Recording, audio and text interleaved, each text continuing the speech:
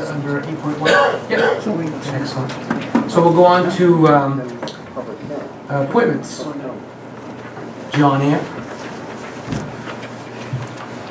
Good evening. John Air, Director of Planning and Land Use. Just to bring you up to speed a little bit, we are still acclimating to our reduced staffing in the office, getting used to being a little more knowledgeable on things that we only had to be familiar with.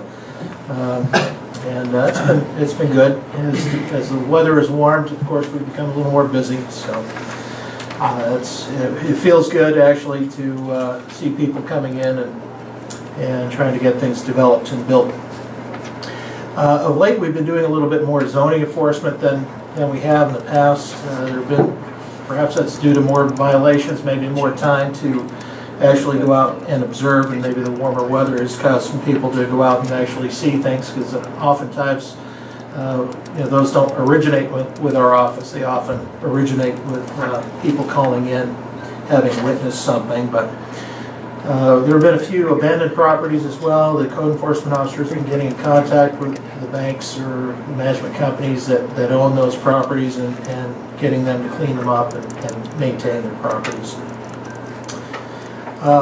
As far as permits are concerned, I'm going to give you a bit of an update here. Last year to this point in the year versus this year, building permits last year, as of today, we had 49. This year, 49. New homes, last year for knockdown rebuild type homes, 0. This year we've got 2. New homes that are just brand new on a new lot or an existing lot. 1 last year, 1 this year, but we do have 3 pending, which is good news. Pending a shoreland review, I guess, with the state. We've had 5 site plans last year, 6 so far this year. Electrical permits, we've had 45 last year, 26 this year. Plumbing similar, it's down a little bit. Same with signs and certificates of occupancy. We've had more demolition permits. Overall, though, the total applications, we've had 169 last year, 128 this year, but our revenues are up by about $800, $13,500 to $14,300. So that's the breakdown of building permits. We've already begun to take a look at next year's zoning ordinance amendments, trying to improve upon some of the places in our zoning ordinance that are a little weak or need some attention. And something that we've been waiting for anticipating, I guess I should say, for quite some time, is the Lakeshore Marketplace application, also known as Walmart Plaza. That application has come in for the expansion of the Walmart store. We've been working with Caleb Perrin of WS Development. He's been in charge of the expansion. The Walmart store is going to increase in size about 60,000 square feet to about 129,000 square feet. And it's going to be a super center. And they're going to have a full grocery store in there as part of that super center. The existing store will remain open during the expansion. And then, once they get that, they're going to have to demolish part of the existing building down to the corner, basically, of the existing building, and then rebuild that and then expand out further in the back. So they'll have pretty much doubled their building and their store in size. And that's been reviewed by both by the Board of Adjustment, Conservation Commission, and the Planning Board. All 3 of the boards have tabled the application, and it looks as though last night the ZBA tabled it in order to get a third-party engineer to review the plans, and so that undoubtedly will probably guide some of the final decisions made by those 3 boards. And we've been in communication with the folks over in Laconia, my counterpart over there, because the building and the site lays over the town line. So most of the expansion is in Laconia. Only 1,300 square feet of the new part of the building will be in Guilford. So rather than have them go through 2 reviews by a third-party engineer, we're trying to coordinate it so we can get one review. We'll see how well that works out, but we're excited to have that development come in. We're anticipating still a development across the street on the other side of Lakeshore Road.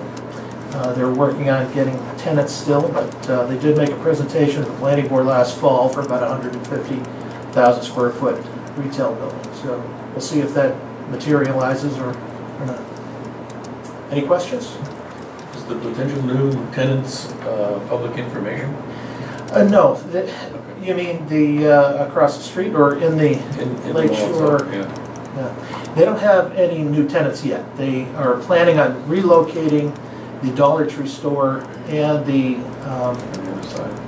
and the Olympia Sports store, and they don't have anyone yet to fill the vacant Hannaford store. They're hoping to get 3 tenants in there, maybe 2, but they're prepared to, split it up and make that building full again someday. They're hoping that the expanded Walmart will be a draw for those other tenants, but they've been actively marketing to a number of different people. So, Great, thank you.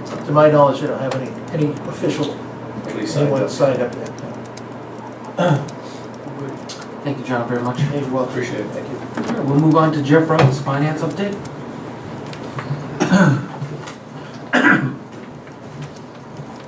Good evening. Good evening, Jeff. Well, I have what I think might be a little bit of encouraging news tonight, instead of my same old, same old. And looking over the revenues for the 4th month in a row, we are up slightly and consistently. It's not this one's up, that one's down, that one's down, this one's up. It's almost across the board. They're up, anywhere between 2 to 10%. And for the last 4 months. So I'm encouraged that we've hit bottom and the revenues are coming back. Most notably motor vehicle, which has been the bit of the rocky road, up 1 month, down another month. I mean, the last 4 months it's been up anywhere from 2 to 10%. So I think that's encouraging that our revenues will come in above last year and above our estimates. So I'm very encouraged by that. On the expenditure side, expenditures are down slightly from last year. This is to be anticipated because we did have approved a slightly lower budget for 2012, and those expenditures are tracking along with those budget reductions. So that's a good thing. And other than the issues with Engine 4, there's no other unforeseen significant expenditures popping up that I've seen at this point. So all's quiet, mild winter. Things are looking good on the expenditure side. On property tax collections, we did see a rebound in that for the month of April. March was pretty dismal on those for some reason. I'm not sure quite why. Our balances were lower initially, so that was probably some of the reduction in payments, but it went way down in March. It did rebound somewhat in April, but currently our balances are just above where they were in 2011, but they are still well below where they were in 2009 and 2008, which were the worst 2 years we had as far as lagging tax payments. And then as far as cash flow goes, our balances are slightly lower than they were last year. That was anticipated. They're very close to where I expected them to be. We've got plenty of reserves at this point. Tax bills should be going out probably within the next 2 to 3 weeks. And so we should be flush with money again in July. Does the board have any questions? I just have a comment. I was encouraged to see that the departments are having moderate to significant savings in their spending. Correct. So we appreciate the efforts that all the departments are doing. Yeah. Not only that, but like John indicated, his revenues are slightly up. The revenues in other departments are slightly up. Not a lot, but enough. And they have been consistently for almost the whole year, so that I'm confident that we are seeing an increase in business in the departments. All right, thank you very much. You're welcome. All right, we'll go now to old meeting to discuss special town meeting warrant article. Mr. Chairman, we have a motion, an article motion that was made. I'd like to amend that motion as follows. Article 1, shall the town vote to authorize the Board of Selectmen to enter into a long-term lease purchase agreement for an amount not to exceed $441,820, payable over a term of 10 years for a new fire engine to replace the 1987 Ranger fire engine number 4, provided that no funds are required to be raised or appropriated during the current fiscal year for the first year's payment for that purpose. The estimated lease payments beginning in 2013 will be $50,901 per year. At this point, that requires a 3/5 vote. I'd further like to suggest that we meet as a board next Wednesday, which would be May 30th at 6 o'clock, to deliberate and vote on whatever recommendation the budget committee comes up with. Second.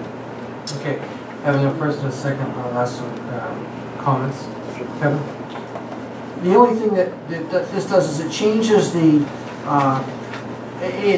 capital cost because the fire department has taken some options out, so they've got a reduced price. That also answers the question that somebody raised earlier that E1 was going to hold the price. They've been able to reduce it a little bit. And in this process, the town administrator has been shopping for lease payments, and he's found this lease payment reflects a little bit better rate than what we had originally talked about 2 weeks ago, which is, again, a savings to the town. So both of those are reflected in this.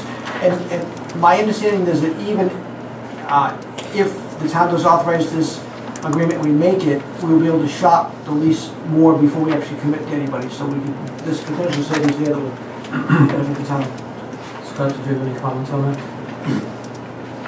I agree with what Selectman Hayes has said. Okay. Selectman Hayes, is there any other questions or No, comments? for me. John? No. Questions or comments?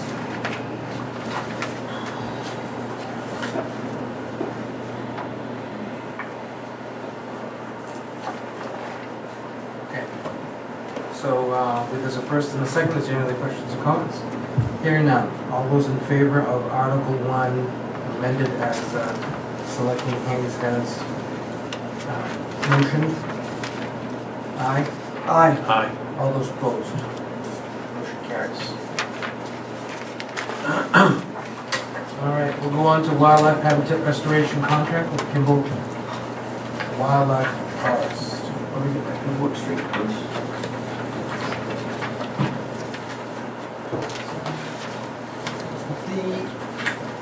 We approved a proposal for the Kimball Wildlife Forest Restoration, Wildlife Habitat Restoration Contract at the last meeting. However, it needs to be signed by the three of us.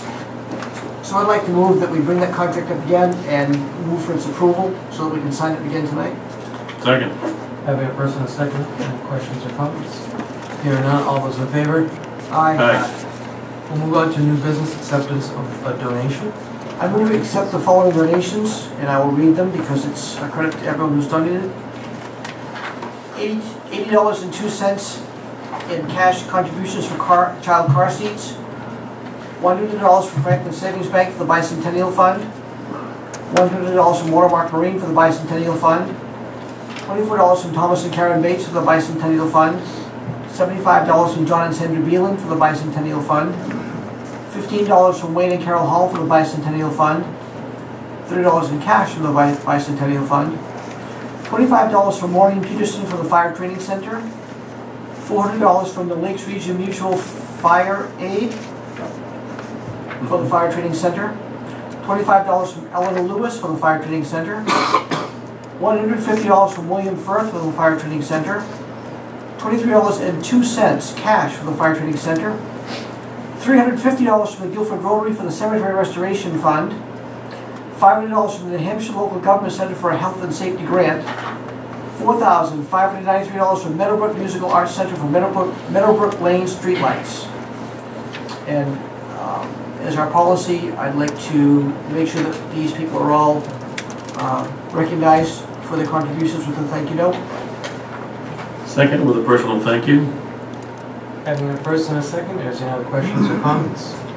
Hearing none, all those in favor? Aye. All right, we'll move on to a bicycle rack donation at Glendale Recently, the board was received an email from Daniel Muskrat, and they would like to make a donation of a bicycle rack to be placed by the town within the confines of the Glendale Docks parking facilities. So obviously, we need to discuss this, and if the board wanted to accept it or not. And again, if so, all of the details that we have to go through that. We've also received some literature on this by Sheldon Morgan. I know that John Eyre responded as well too. I think John's gone, and we'll go from there.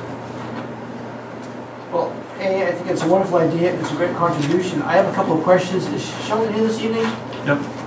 Sheldon, there was a response back as to the style that we wanted. Did you have a preference in this matter?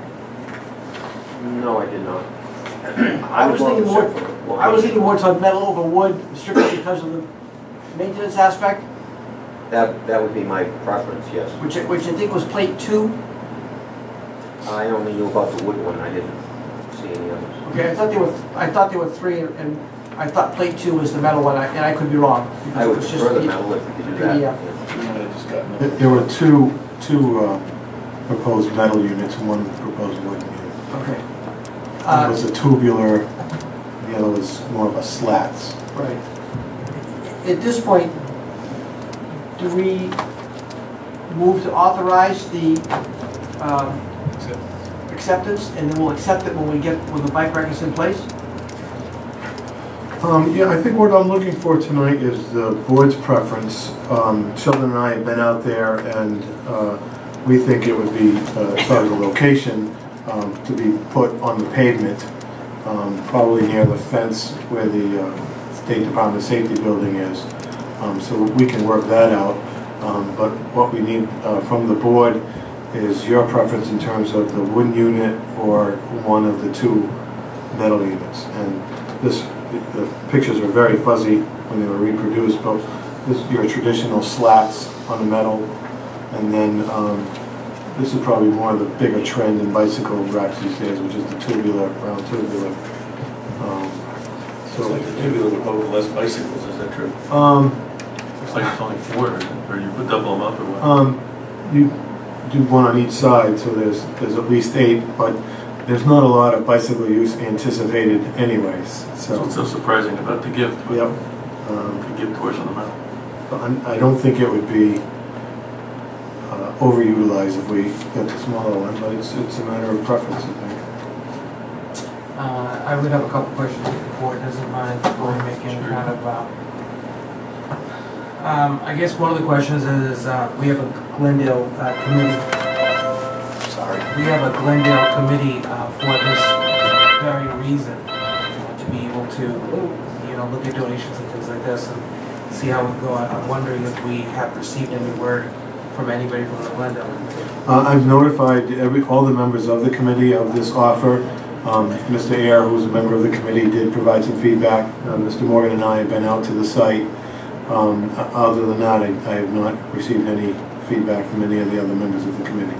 If the town was to accept this donation, and again, where I'm going with this is because we've worked really hard at making the Glendale facility as smooth as possible, from repainting and striping and changing the configuration in there. Sheldon, the placement, if in fact we were to receive this and accept this donation, would it be in a way that would impede motorists, boatists, the boat trailers, I should say, coming around? No, we have enough option down there that we could place it where people could use it, but it would not be. Okay. And the other question would have to be, and again, I don't know, Scott, if this is for you or whoever, but what is the liability on something like that? Well, the town has a pretty good general liability coverage policy, so does this add an element of risk? Yes. Is it a significant element of risk? Not in my opinion, but we would be covered for any types of damages. And again, well, I'm very, very grateful that anybody does want to do a donation. Obviously, our responsibility is to ask the questions because it does put the town at some type of liability, unfortunately, in today's day and age where people do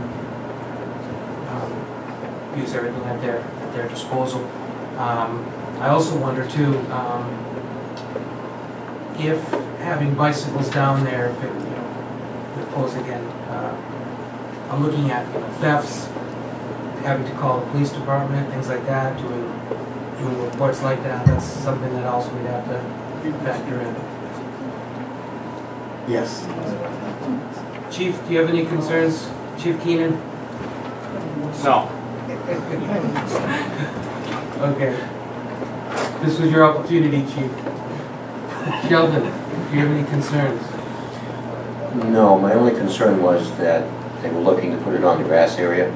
I would prefer not doing that because we're having a hard time maintaining the lawn. But there are places where it could be placed and be utilized by everyone. And again, it would be totally out of the way and not be. Yes. Okay. All right, please. So, do you have a preference, tubular or slat? Maintenance-wise, probably tubular. Somebody? Need a motion or just a consensus? I'm just looking for consensus. I just had a question, is there anybody that doesn't think we need this? Has anyone opposed It's to it? it's very appreciative that the people are going to give it to us, but I don't see a lot of bicycles down there myself. Sure. Scott and I spoke to the attendant today, his first day back. Those few people that do go down, he hasn't put it in an area that he can keep an eye on it. Didn't sound like there were very many though. Maybe a handful at best throughout the season. Good news, they'll be able to lock it in there if that's the case. Yeah, if they want to leave it. It would be visible and loggable, I'm sure, so. Thank you. All right, if there's no other questions or comments from the board? Motion or consensus? However you want to use it. Yes.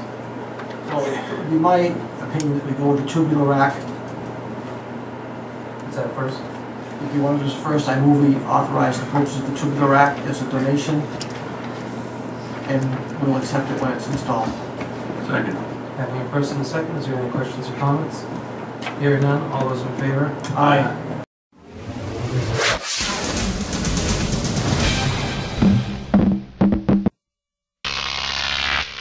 Croc TV.